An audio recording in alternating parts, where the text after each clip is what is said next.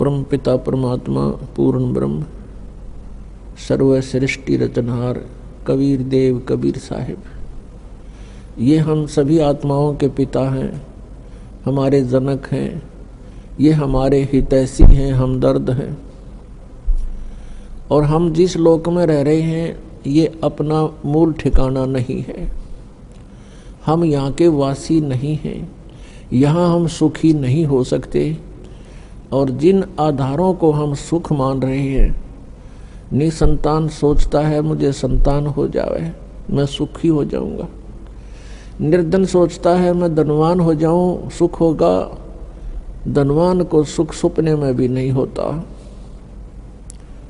धनवान सोचता है राजा लोग सुखी होंगे, राजा सोचते हैं कि स्वर्ग के देवता सुखी होंगे, देवता सोचते हैं कि इंद्र स्वर्ग का राजा सुखी होगा, इंद्र सोचता है ब्रह्मा विष्णु महेश सुखी होंगे।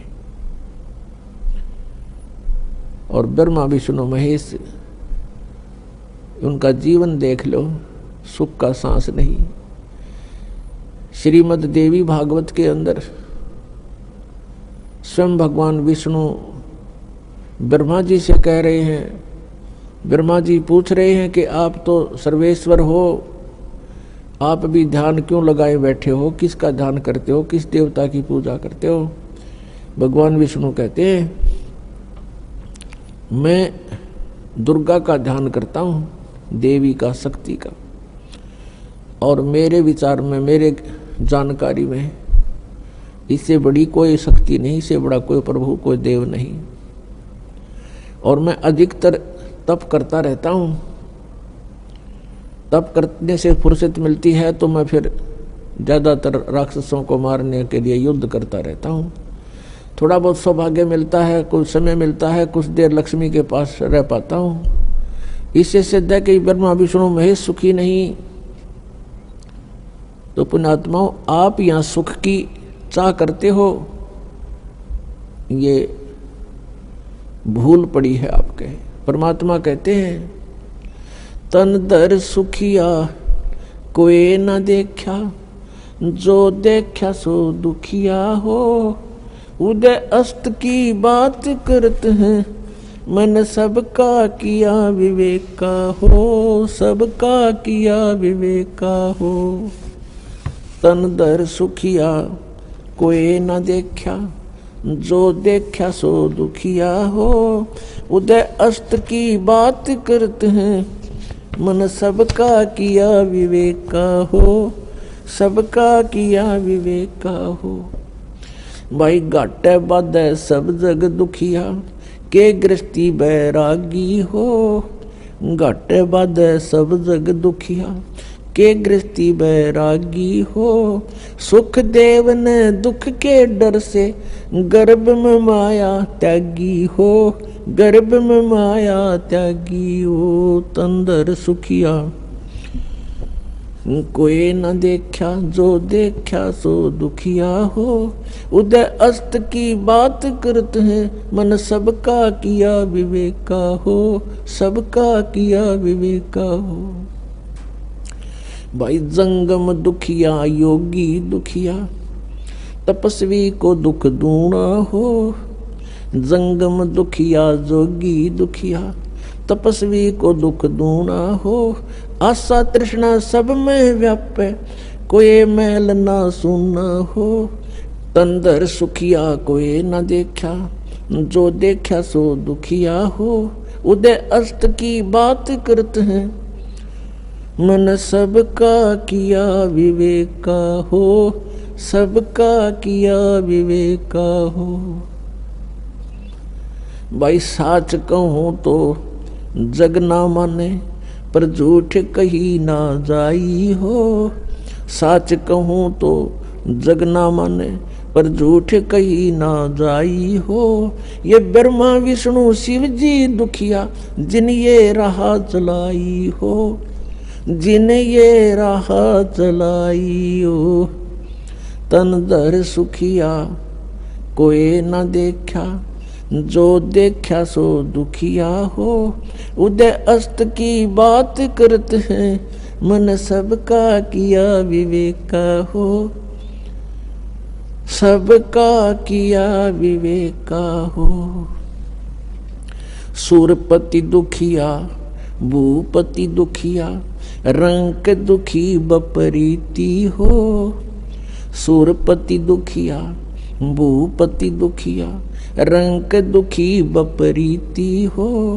कहे कबीर और सब दुखिया, एक संत सुखी मन जीती हो, एक संत सुखी मन जीती हो। तंदर सुखिया कोई न देखा, जो देखा सो दुखिया हो।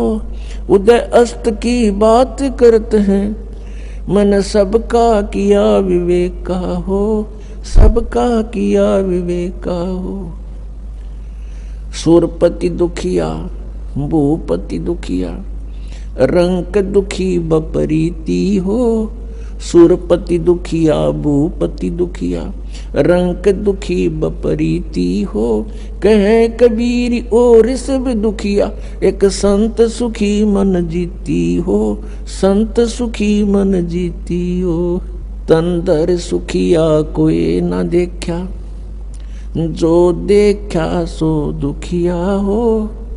उदय अस्त की बात करते हैं, मन सबका किया विवेका हो, सबका किया विवेका हो। परमात्मा हमें याद दिलाते हैं कि पुण्यात्माओं, तुम काल के जाल में फंसे हुए हो और जिस सुख को तुम छोड़ आए हो सतलोक में, उसको तुम यहां खोज रहे हो। जो सुख आपको अपने घरों में होता है, उस फैसिलिटी को आप जेल में चाह रहे हो, वो कभी नहीं हो सकती। तो ये 21 ब्रह्मांड जेल है काल की। 21 ब्रह्मांड ये काल की कैद है, इसमें हम बंद हैं, कर्मों का दंड हम भोग रहे हैं और संस्कारों के बंधन से, रस्से से, बेड़ियों से हमें बांध रखा है और इस जेल में हम सुख ढूंढ रहे हैं। ये हमारी अज्ञानता और भोलापन है। इसके विषय में भगवान बता रहे हैं कि तन धर सुखिया कोई नहीं देखा। हमने, परमात्मा कहते हैं, इसकी 21 ब्रह्मांड में दौरा कर लिया, कोई भी जीव सुखी नहीं पाया हमने।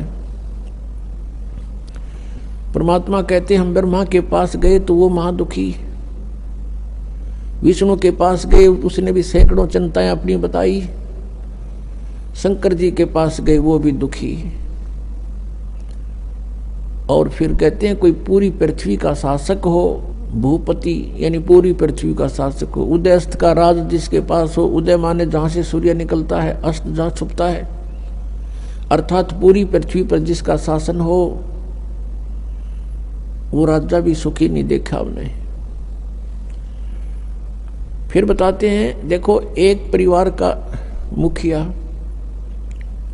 वो प्रबंधक होता है अपने परिवार का, और 5-4 सदस्यों के अरेंजमेंट में वो महादुखी हो लेता है, टेंशन हो जाती है, रात को नींद भी नहीं आती उसको। और राजा एक अक्षेत्र का प्रबंधक होता है, मुखिया होता है, तो वो कैसे सुखी हो सकता है? ये तो हमारी एक अज्ञान, हमने सुख के नापण का आधार गलत ले रखा है, जिस कारण से हमने महादुखी आदमी, व्यक्ति सुखी दिखाई देता है। उसके लिए परमात्मा हमें बताना चाहते हैं कि भाई घाटे बाद सब जग दुखिया। घाटा मीन हानि होगी किसी व्यवसाय में, वो तो नेचुरल दुखी, और जिसके घना धन हो गया वो महादुखी। 100 अरेंजमेंट सोचेगा, 20 लाख का बेनिफिट हो गया तो 50 लाख की कोई फैक्ट्री ला लेगा, अगले दिन मजदूरा हड़ताल कर माथा टेक कर बैठ जाएगा, क्या होगा, मेरे 1 करोड़ डूब गया, फलान डूब गया, रात दिन नींद नहीं आती उसको। कहने का भाव ये है कि यहाँ कोई प्राणी सुखी नहीं, घाटे बाद सब जग दुखिया। के गृहस्थी बैरागी हो। जैसे किसी ने घर त्याग दिया, बैराग ले लिया, जंगल में जा बैठा, वन में। अब वन में फिर सारी समस्या करते भी ज्यादा, मच्छर न्यारे खावे, मक्खी सतावे, डांस लड़े, गर्मी सर्दी सतावे, और फिर भूख लग गए, फिर गांव में जावे, दिए माई उड़े अलख जगावे, फिर झोंपड़ी गाले, सौ व्यवस्था फिर कर ली।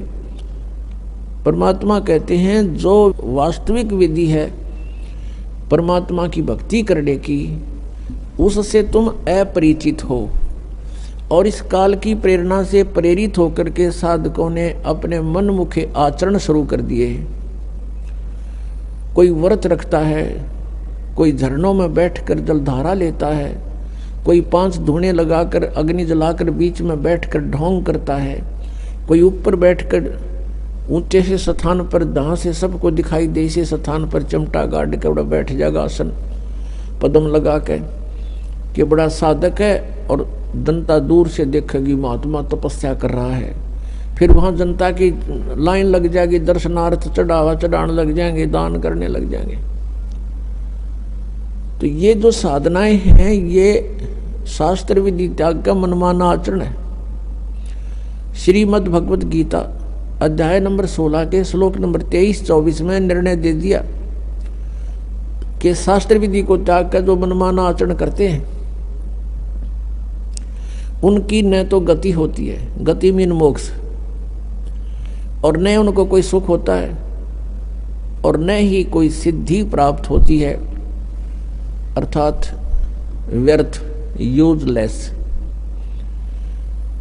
फिर गीता जी अध्याय नंबर 16 के श्लोक 24 में कहा है कि इससे तेरे लिए अर्जुन कर्तव्य और अकर्तव्य की व्यवस्था में है। कौन से कर्म करण योग्य हैं, कौन सी क्रियाएं ना करनी चाहिए, उनका निर्णय सदग्रंथ ही प्रमाण है, नथिंग एल्स। सदग्रंथ कौन कौन से है? पुण्यात्माओं, पवित्र 5 वेद। आप जी ने केवल 4 वेद सुने हैं, ऋग्वेद, यजुर्वेद, सामवेद और अथर्ववेद। एक 5वां वेद है जो इन 4 वेदों की मां है, उसको सूक्ष्म वेद बोलते हैं, सूक्ष्म वेद संत भाषा में, और उसको तत्व वेद भी कहते हैं, तत्व ज्ञान भी कहते हैं। उसको सच्चिदानंद घन ब्रह्म की वाणी भी कहते हैं। जैसे श्रीमद् भगवद गीता अध्याय नंबर 4 के श्लोक नंबर 32 में कहा है कि अर्जुन, जिन यज्ञों की, यज्ञ का अर्थ होता धार्मिक अनुष्ठान साधनाएं, जिन यज्ञों का धार्मिक अनुष्ठानों की जानकारी विवरण 4 अध्याय के 25 से लेकर 30 तक दिया है, इनमें कोई तो देवताओं की पूजा करते हैं,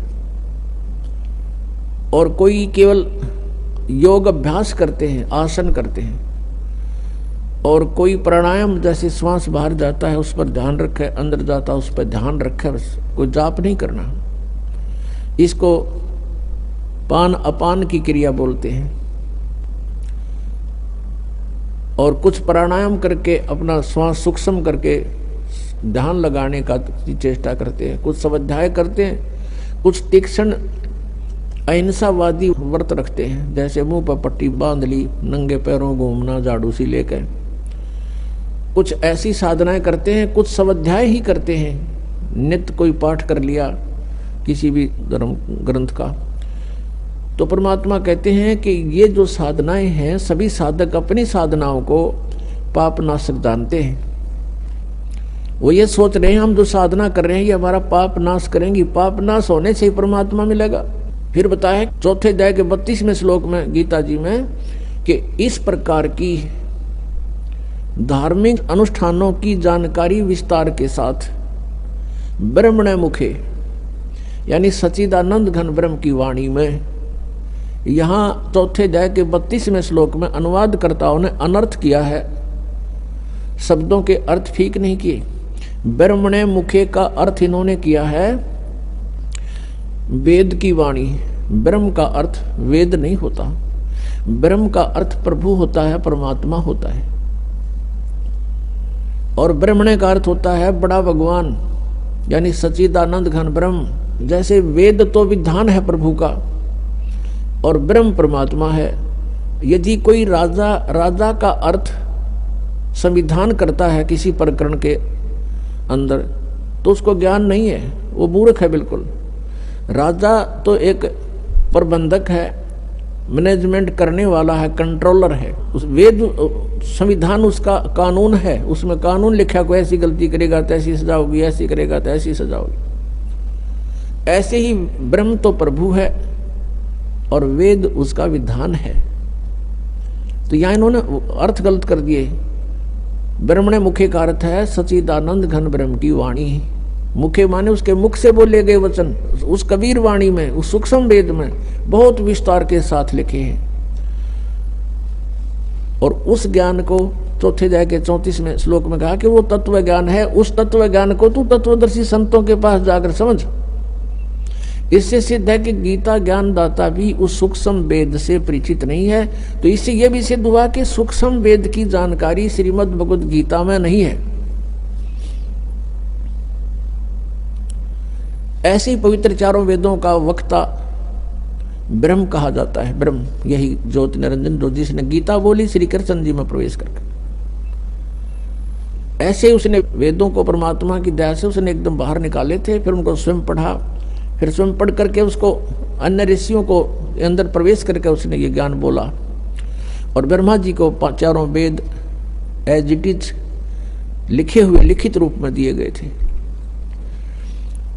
तो पुण्यात्माओं, यहाँ पर बहुत सी ऐसी धारणाएं होती हैं क्योंकि हम आध्यात्मिक ज्ञान से अपरिचित हैं और जिस कारण से हम इन बातों को स्वीकार करने को तैयार नहीं होते। इन माइंडलेस मैन जो थे, महर्षि को आया करते थे, जिनको ज्ञान कति नहीं था, वो कहते हैं कि सृष्टि के प्रारंभ में कागज कहाँ से आगे, लिख कैसे दिया, आदमी कहाँ से आगे फिर प्रारंभ में। कहते व्यक्ति तो भगवान ने उत्पन्न कर दिया, फिर एक कागज उत्पन्न करते भगवान के माट लग जाएगी। ऐसी बेतुकी बातों पर जीव को उड़ा कर रख दिया। तो इस प्रकार हमने आत्म ज्ञान को समझने के लिए अग्रम अग्रम छोड़नी पड़ेगी। हमारे अंदर यह भावना आ जानी चाहिए भगवान जो चाहे सो कर सकता है। एक वचन में सब ब्रह्मांडों की रचना कर सकता है, एक सेकंड के अंदर सबका विनाश करके इनको तय करके रख सकता है, और दूसरी सेकंड में एज इट इज कर सकता है। जैसे आप बैठे हो एज इट इज न्यू का न्यू वहीं से शुरू करवा दे आपके जीवन को। इसका नाम समर्थ शक्ति परमात्मा कबीर देव है। मौला थल से जल करे और जल से थल कर देत, हे साहेब तेरी साहेबी अब श्याम को हुक सवेत। परमात्मा सब कुछ कर सकते हैं। जब तक आपके मन में ये खरपतवार भरा पड़ा है, खुरापात भरे हैं, ऐसा नहीं हो सकता, वैसा नहीं हो सकता, तो आप इस अध्यात्म ज्ञान को नहीं समझ सकते, फिर आपका प्रयत्न व्यर्थ होगा। पुण्यात्माओं, श्रद्धालु की श्रद्धा ब्लाइंड होती है, वो ब्लाइंड फेथ करता है और ऐसे ही करना चाहिए। लेकिन उस श्रद्धालुओं की श्रद्धा का, उस स्वभाव का जो एक श्रद्धालु के अंदर होता है, वो ब्लाइंड फेथ करता है अपने गुरुओं पर, ऋषियों पर, जो वो बताते हैं, टीचर्स पे, जो टीचर होते हैं आध्यात्मिक टीचर। और उन्होंने श्रद्धालुओं ने इन अज्ञानियों को महर्षि मंडलेश्वर और परम धड़ी मान लिया, सतगुरु समझकर उन पर विश्वास कर लिया, उन्हें जो वचन कहे धार लिए, शिरोधार्य कर लिए। वो दुरुपयोग किया उन्होंने। अभी तक मूर्ख बना रहे हैं, उनको खुद ज्ञान नहीं, श्रद्धालु उनके पीछे लगे हुए हैं।